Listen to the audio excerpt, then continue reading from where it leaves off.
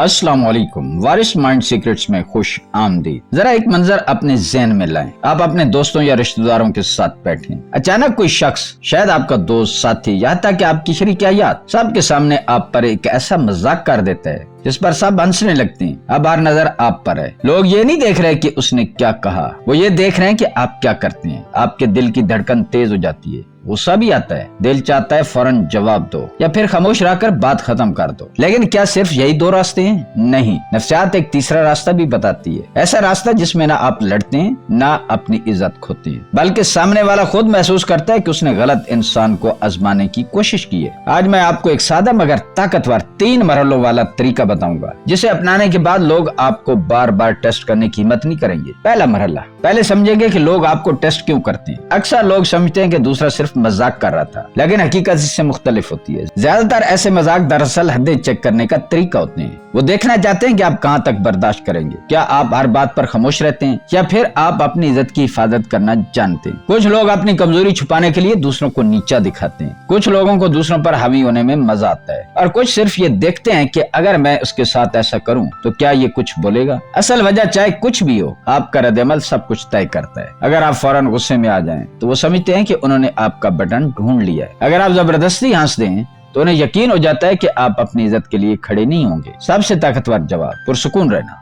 दूसरा मरहला, खामोशी की ताकत इस्तेमाल करें। जब वो जुमला आपके कानों में पड़े उसी लम्हे जवाब देने की जल्दी न करें। सिर्फ 2 या 3 सेकंड खामोश रहें। ये मुख्तसर सी खामोशी सामने वाले को बेचैन कर देती है, क्योंकि उसे तवक्को होती है कि आप फौरन रद्द-ए-अमल देंगे। लेकिन जब आप खामोश रहते हैं तो पूरा माहौल बदल जाता है। अब लोगों की तवज्जो उसके मजाक से हटकर उसकी हरकत पर आ जाती है। फिर सुकून से उसकी आंखों में देखकर एक छोटा सा जुमला कहें, मसलन ये बात अच्छी नहीं लगी या ये मजाक नहीं था। बस ना आवाज ऊंची रखें न लंबी तकरीर करें, सिर्फ उसके रवैये को पहचान दे। अक्सर लोग इसी मकाम पर पीछे हट जाते हैं क्योंकि उन्हें एहसास होता है कि आप उनके खेल समझ चुके हैं। तीसरा मरहला, अपनी हद वाज़े करें। ये वो जगह है जहाँ ज्यादातर लोग गलती करते हैं। वो लंबी वजाहतें देना शुरू कर देते हैं। मेरा मतलब ये था, मैंने ऐसा क्यों किया था, तुम हमेशा ऐसा करते हो। याद रखें, जितनी लंबी वजाहत उतनी लंबी बहस, और बहस में अक्सर असल मसला गुम हो जाता है। इसके बजाय सिर्फ एक साफ और मजबूत जुमला कहें, मसलन मुझे दूसरों के सामने मजाक बनना अच्छा नहीं लगता, आइंदा ऐसा मत करना, या ये मेरे लिए काबिल कबूल नहीं। देखा,